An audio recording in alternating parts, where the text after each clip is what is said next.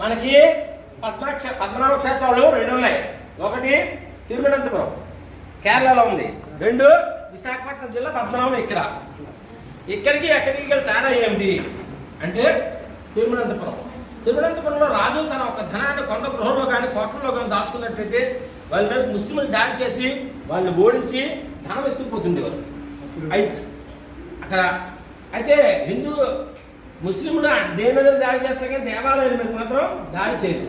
అది గ్రహించిన మహారాజు ఏం చేసిందంటే ఒక పెద్ద రాయిని శ్రీ మహావిష్ణువు పడుకున్నట్టుగా చెక్కి ఇది పద్మనాభ క్షేత్రం ముందు పక్క చూపిస్తూ వెనక మాటం ద్వారా తన ఒక నిధిని దాచుకున్నాడు. తన నిధిని దాచుకోవడం కోసం అక్కడ అనంత పద్మనాభ దేవాలయం నిర్మాణం చేశాడు. 1. 2 భగవంతుడు కానీ పెద్దవాళ్ళ దగ్గర మనం వెళ్ళేటప్పుడు వినయంగా ముందు నుంచి వాళ్ళ పాదాలకు నమస్కరించాలి. పాదాలను నమస్కరించి పాదాలను మీద చూడాలి. పాద దర్శనం చేసుకుంటే మన చేసిన పాపాలన్నీ కూడా పోతాయి కదా. అయితే తిరువనంతపురంలోని శిరస్సు, నాభి, పాదాలు దర్శనం అవుతాయి. లాస్ట్లో మీరు పాదాలు చూస్తారు కాబట్టి ఈ పాపాలన్నీ మీ దగ్గర ఉండే ఆ దగ్గరికి వెళ్ళాం. ఇక్కడ పద్మనాభ స్వామి తెలిసారంటే పూర్వం పాండవులు వనవాసం తర్వాత అజ్ఞాతవాసంకి వచ్చినప్పుడు పాండవులు శ్రీకృష్ణ భగవాన్ ప్రార్థన చేశారు.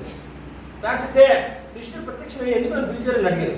అప్పుడు పాండవులు అన్నారు, కృష్ణ నీ యొక్క సహాయ సహకారాలతో వనవాస కార్యక్రమాన్ని విజయవంతం చేసాము. అజ్ఞాతవాసం అంటే అగ్ని పరీక్ష లాంటిది. మానవుడికి కనిపించకుండా జీవించడం అంటే చాలా కష్టమైన పని. కాబట్టి ఈ యొక్క అజ్ఞాతవాస కాలంలో నువ్వు మాతో ఉండి ఈ యొక్క అజ్ఞాతవాసాన్ని విజయవంతం చేయమని పాండవులు శ్రీకృష్ణ భగవాన్ ప్రార్థన చేశారు. అప్పుడు కృష్ణుడు అన్నాడు, నేను భక్తుడిని. భక్తితో కృష్ణాన్ని ఎవరు పిలిస్తే వాళ్ళ దగ్గరికి వెళ్ళిపోతాను. మరి మీ దగ్గర ఉంటారని చెప్పి అక్కడికి వెళ్ళిపోవడము భావ్యం కాదు. మీరు నన్ను ఉండమన్నారు కాబట్టి నా శరీరంలో ముఖ్యమైనవి ఏంటంటే నామము, శంఖము, చక్రము, అనంతుడు, లక్ష్మీదేవి. ఈ 5 నా శరీరంలో ముఖ్యమైనవి. ఈ 5 ఉంటే నేను ఉన్నట్టు. మీరు నన్ను ఉండమన్నారు కాబట్టి ఈ 5ని నేను అనంతగిరిపైన వ్యక్త అభివ్యక్త కనిపించిన ఆకారంలో పెడతానని చెప్పి శిరస్సు వదులుగా నామాన్ని, వక్షస్థలం వదులుగా శంఖచక్రాన్ని, పాదాల వదులుగా లక్ష్మీదేవిని, వాటికి జాగ్రత్తగా సంరక్షించేందుకు ఆదిశేషుని ఈ అనంతగిరి పైన పెట్టి పాండవులారా అనంతుడు అన్నవాడు నాకు చాలా ఇష్టమైన వాడు. భారతమత శుద్ధ చతుర్దశి రోజు నాడు అనంత వ్రతం ఉంటుంది. ఆ వ్రతం మీరు ఇక్కడ చేసుకొని వీటికి పూజ చేస్తున్నంత కాలము కూడా మీకు ఎటువంటి భయం లేదని కృష్ణుడు పాండవులకు అభయం ఇచ్చి వెళ్ళిపోయాడు. అందుకే పలుక్కి పద్మనాభ స్వామి అంటారు. మన మనసులో ఏమైనా కోరుకుంటే మనం చేసుకుని పద్మనాభ స్వామి తండ్రి పలానా కోరుకుంది, ఆ కోరిక తీరితే మళ్ళీ నేను నీ దగ్గరికి వచ్చి నా శక్తానుసారము ఏదైనా సమర్పిస్తాను ధనం పెట్టుకుంటే ఎటువంటి కోరికైనా 6 మాసాల్లోపు తీరుతుంది. ఆ కోరిక తీయడానికి టైం వచ్చినప్పుడు ఒక పాము అనేది ఒరిజినల్గా కానీ కళ్ళలో కానీ మనకి కనిపిస్తుంది. అదే నిదర్శనం. తర్వాత పాండవులు భారతపద శుద్ధ చతుర్దశి రోజు నాడు ఈ కొండ మీద అనంత వ్రతం చేసుకున్నారు.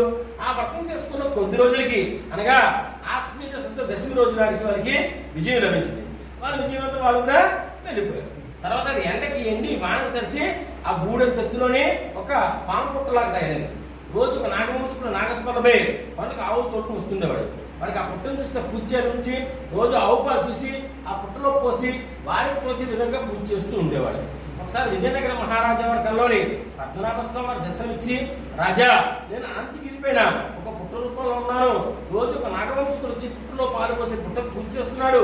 కాబట్టి పుట్ట ఉన్న చోటకు గుడిని నిర్మాణం చేయమని చెప్పి మాయమైపోయాడు.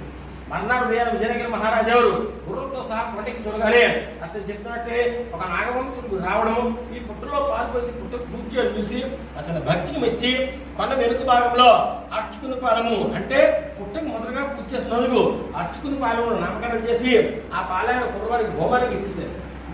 ఇచ్చి పుట్ట ఉన్న చోట గుడి కట్టించి మెట్లుగా పెట్టించారు. ప్రతిరోజు వచ్చి మేము నీళ్ళతో అభిషేకం చేస్తుంటే ఆ పుట్ట మీద మట్టి అంతా కరిగి ఆ ఒక శాలిగ్రామ శిల వచ్చింది. ఆ శిల మీద నామము, శంకు, చక్రం, లక్ష్మీదేవి మాత్రం ఉంటుంది. ఆదిశేషుడు అన్నవాడు తిరుగుతూ ఉంటాడు. అదృష్టం ఉన్న వాళ్ళకి కనిపిస్తాడు, అనుమతి ఉన్న వాళ్ళు మాత్రమే దానిస్తాడు. కనిపించిందా? వచ్చేటప్పుడే కనిపించిందండి. సో అనుకుంటే పర్వతం గోవిందా.